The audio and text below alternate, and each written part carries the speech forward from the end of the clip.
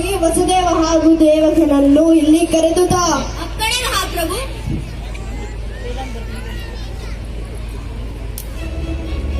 ಅಣ್ಣ, ಕೃಷ್ಣನಿಗೆ ಏನೂ ಮಾಡಬೇಡ.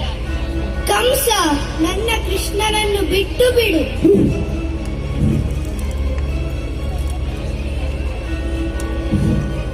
ಕೃಷ್ಣ ಕೃಷ್ಣ ಕೃಷ್ಣ. ಪ್ರಣಾಮಗಳು ಮಾಮ. ಸರಿಯಾಗಿ ಕೇಳಿಸಿಕೊಳ್ಳಿ. ನನ್ನ ಮಾತಾಪಿತೃಗಳನ್ನು ಮುಕ್ತಗೊಳಿಸಿಬಿಡಿ ಹಾಗೂ ನಿಮ್ಮ ಪಿತಾದ ಉಗ್ರಸೇನರಿಗೆ ಗೌರವಪೂರ್ವಕವಾಗಿ ಈ ಸಿಂಹಾಸನವನ್ನು ಹಿಂದಿರಿಸಿ ನಾನು ನಿಮ್ಮನ್ನು ಕ್ಷಮಿಸಿ ಬಿಡುತ್ತೇನೆ ಮಾಮ. ನಾನು ನಿನ್ನ ಬಳಿ ಕ್ಷಮೆ ಕೇಳಿದೆ. ಮೂರ್ಖ ಮೂರ್ಖ ಬಾಲಕ. ಮೊದಲು ಚಾಣೂರ ಹಾಗೂ ಮುಷ್ಟಿಕರೊಂದಿಗೆ ದ್ವಂದ್ವ ಯುದ್ಧ ಮಾಡಿ ಜಯಶೀಲನಾಗೋ. ಚಾಣೂರ, ಮುಷ್ಟಿಕ. ಹೇಳಿ ಮಹಾಪ್ರಭು. ಏನಾದರೂ ಮಾಡಿ ಈ ಇಬ್ಬರು ಹುಡುಗರನ್ನು ಜೀವಂತವಾಗಿ ಉಳಿಸಬೇಡಿ. ನಿಮ್ಮ ಅಪ್ಪಣೆ ಮಹಾಪ್ರಭು. ದ್ವಂದ್ವ ಯುದ್ಧ ಪ್ರಾರಂಭ ಆಗಲಿ.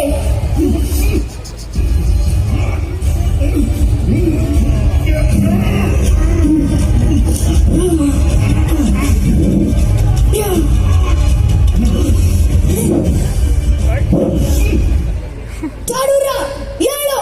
ಮುಷ್ಟಿಕ, ಎದ್ದೇಳು. ಎಲೆ ಭಟರೇ,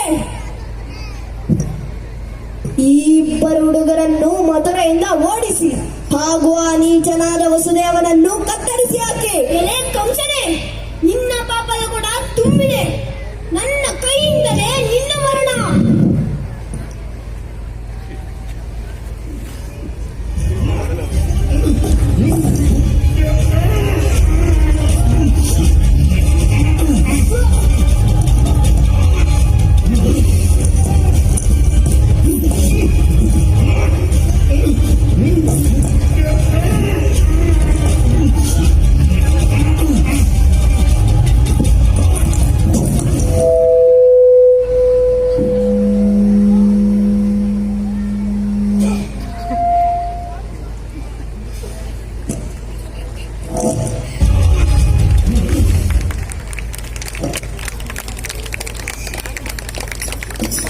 ನಾರಾಯಣ ನಾರಾಯಣ.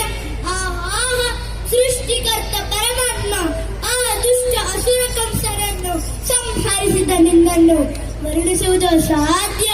ಧರ್ಮ ಸಂಸ್ಥಾಪನಾಚಾರ್ಯ ನಮೋ ನಮಃ. ನಮ್ಮೆಲ್ಲರನ್ನು ಹರಸು ತಂದೆ. ವಸುದೇವಸುತಂ ದೇವಂ ಕಂಸಚಾಣೂರಮರ್ದನಂ ದೇವಕೀ ಪರಮಾನಂದೋ